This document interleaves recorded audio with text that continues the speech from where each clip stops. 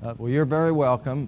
So last night, Karen and I were going over this talk at the bar, and we how's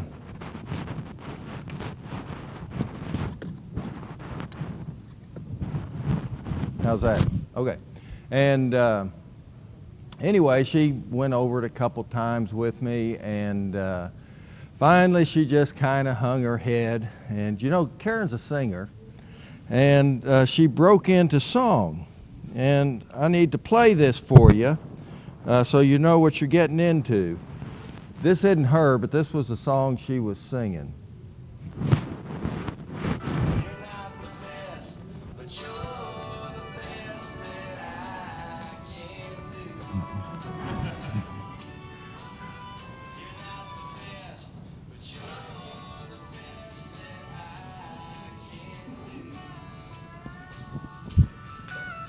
I never get invited to anything, and she got invited to 3 things. But anyway, so that was Charlie Robbins off his Life of the Party album, in case you want to go out and buy that. So, nature versus nurture. How can we create adapted animals? Most of the talks are going to be about distribution. Karen and I basically work more on the individual plant selection, the diet selection, but I think the principles are applicable to distribution, really. And what this talk is about is kind of all the various ways that we can manipulate and use animals and change their diet selection. So how do herbivores decide what to eat? Well, clearly the animal itself is a mixture of what's inherited and his experiences throughout life. And those experiences are immediate as well as previous experiences. And they're influenced by his peers and especially the dam or the mother of the animal. They react to the attributes of the plant, and they reflect the current physiological state of the animal. So at any given time, that animal really is not the same animal. It's kind of like you can never step into the same stream twice, because all of these things are changing, the plant attributes over time, physiological state, these sort of things. So over time, these animals they may not all select the same. Origins of behavior, there's inheritance, and we kind of have these, we tend to have dichotomies of, some people say, well, it's inherited, others, it's the experience. Or another way of saying that is it's innate or learned, nature versus nurture, genotype or phenotype, all different ways of looking at these origins of behavior. But the reality is it's not either one. And in fact, some behaviors are what are known as being open to experience. In other words, they are plastic and they can change through experience. Other ones are pretty impervious to experience. They are pretty much fixed action patterns within that animal, and they are going to express that behavior in a certain way regardless of the experience. Some traits are stable across generations. These are generally considered innate or inherited, but sometimes some of the learned things are passed on from generation to generation as well. And then others are highly malleable by environmental conditions or experience. So we know that diet selection and exposure to diets early on can have a big influence. And if you think about it, if you've had ethology, you know, one of the earliest experiments done by Conrad Lorenz with his gray-legged geese was that their experience determines what they follow and see as a conspecific. So, you know, early on he found out that yes, in nature, geese follow their mother, but what they've really been programmed to do is follow at a critical period a certain object. And so he could drag a big box in front of them, and if they grew up with that experience, they followed that box, not another goose.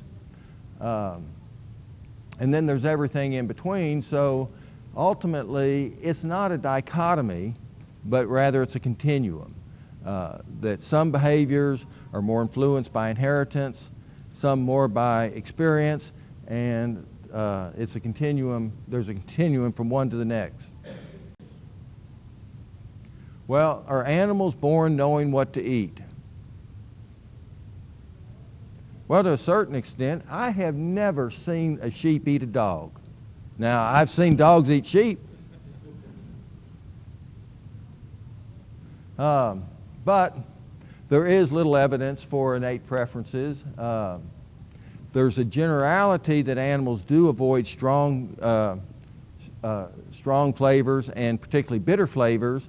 But we think more or less that animals respond to the consequences, the benefits, or the negative or positive consequences of the diets that they select. There's also very few specific hungers. There are some for salt and water, but the idea of a true nutritional wisdom is probably not strongly supported. But one thing that we do know that they are innately born with is the ability to learn, that behavior is influenced by the consequences of the previous behavior, and that alters the likelihood of what they're going to select in the future. So we talk about the consequences of foraging. They eat the plant, they have a taste, that's the cue. There's digestive feedback. It may be positive or it may be negative. If it's positive, it increases the frequency of that behavior or the selection for that plant. And if it's negative, they avoid the plant. And these preferences and avoidances, there's a continuum. So there's some highly preferred plants that we generally think as being of high nutrient content, call them ice cream plants. There's toxic plants that are avoided. And then in between there's just a whole gradation of preferred and avoided plants. And of course that changes throughout the year and with physiological state of the animal.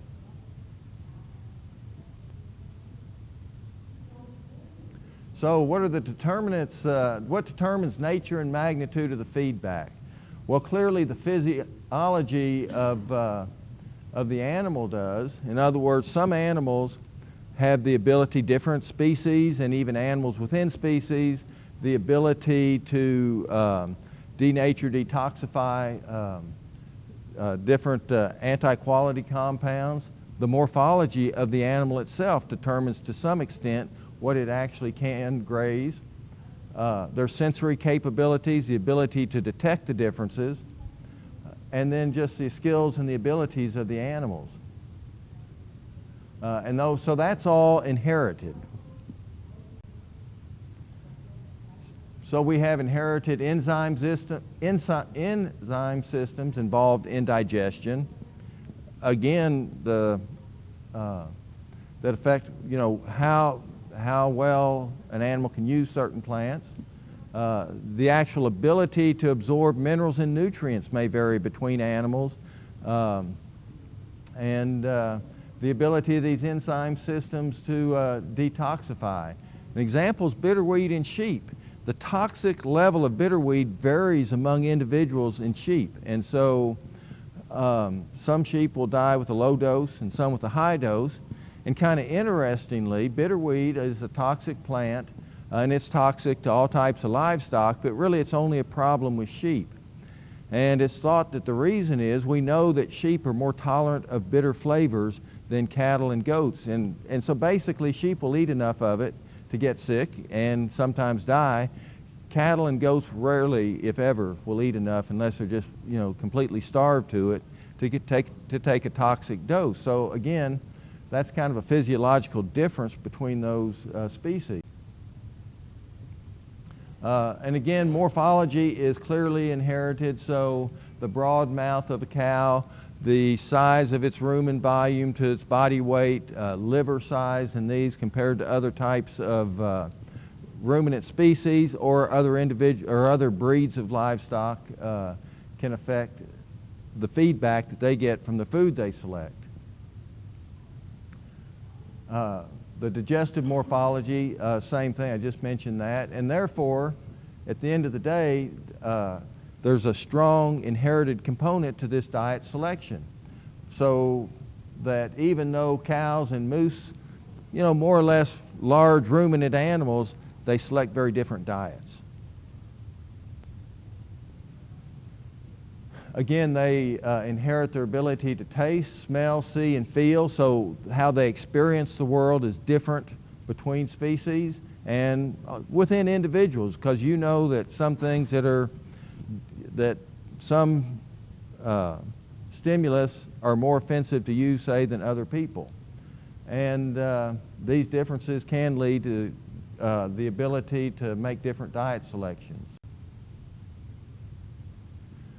Skills and abilities, they're partly inherited, again, based on the morphology of the animal, and then they're partly learned.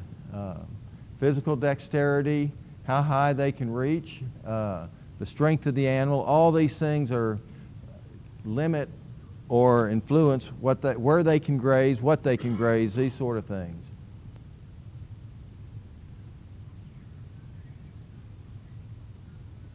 So if we're talking about grazing management, and particularly targeted grazing, we need to think about selecting animals that naturally possess the desired ingestive characteristics for what you're trying to select for. You need to breed animals with these abilities, in other words, within those populations that are species you've chosen. Prepare the animal with the proper experiences early in life, and then potentially even offer animals nutritional or pharmaceutical resources to aid in the digestion and detoxification. So we know that certain supplements can increase the consumption of certain target plants. And at the end of the day, what we're really talking about is coming up with a designer livestock for a specific situation that we want to address.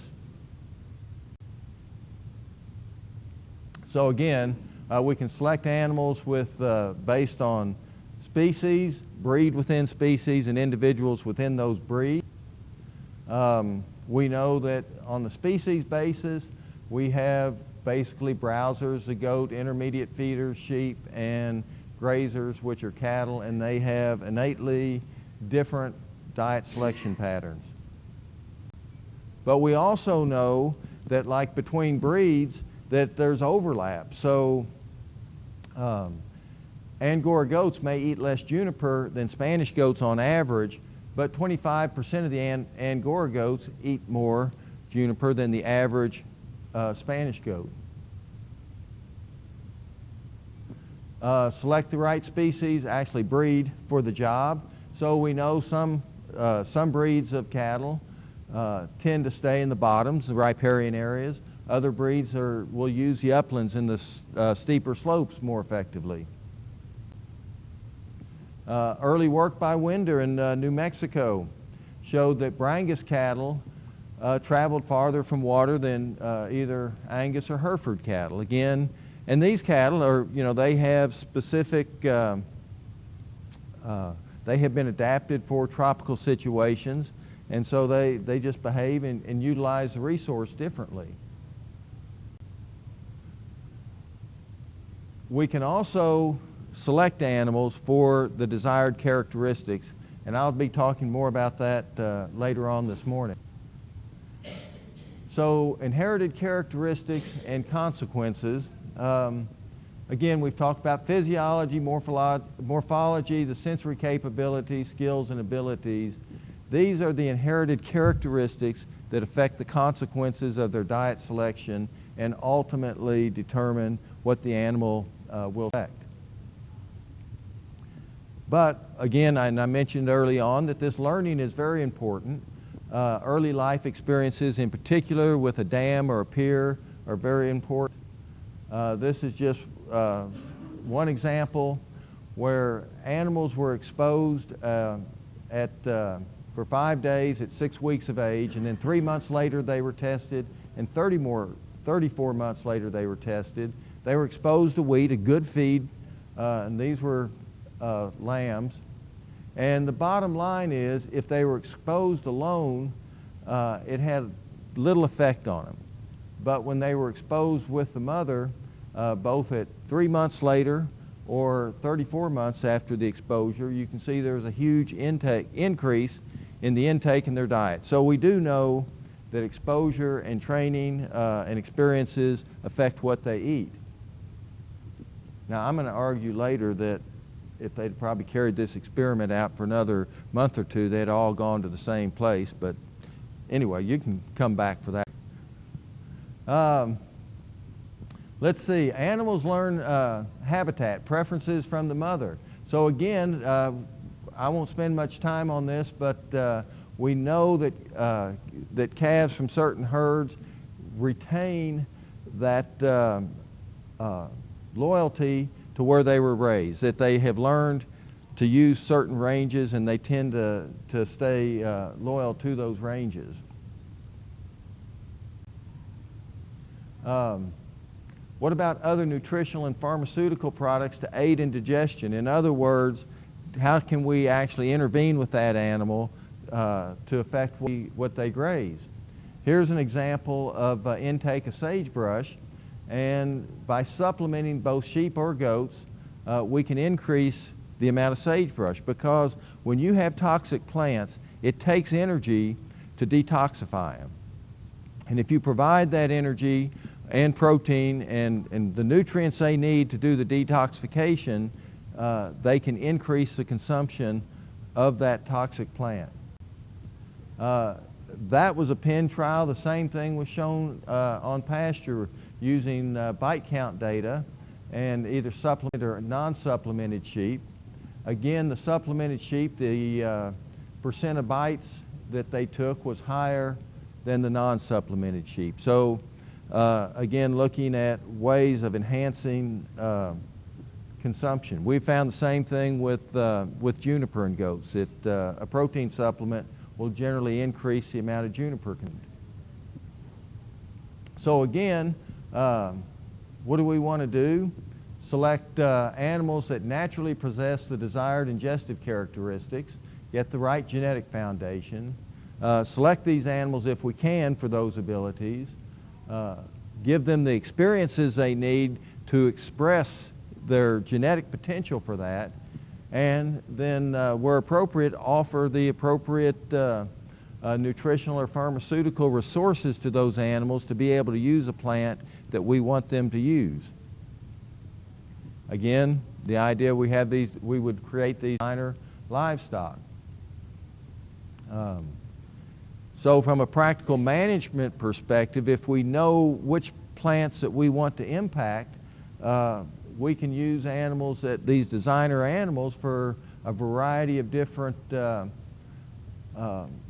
management issues. Controlling weeds, managing watershed characteristics, improving wildlife habitat, managing the fine fuels and reducing fine fuel loads. We can breed animals to alter their diet selection and their habitat use, and that's kind of a sustainable approach, because once you put the genes in there, they tend to stay. So there is when we talk about diet selection, one of the problems is, how do we know what plants, and you have a herd of 100 animals, how do you know which ones prefer which plants? And that's a problem. We have techniques. I work on that a lot. But realistically, it's not something that the producer is going to be able to use very well. It's not like you can go out and buy a scale and weigh an animal and select for weaning weight, yearling weight, these sort of things. It's basically a research technology that has been and can be used, but that's a big limit on particularly diet selection, and I would argue it's more so on diet selection than distribution, because it's easier to see which animals go where than it is to see what they eat.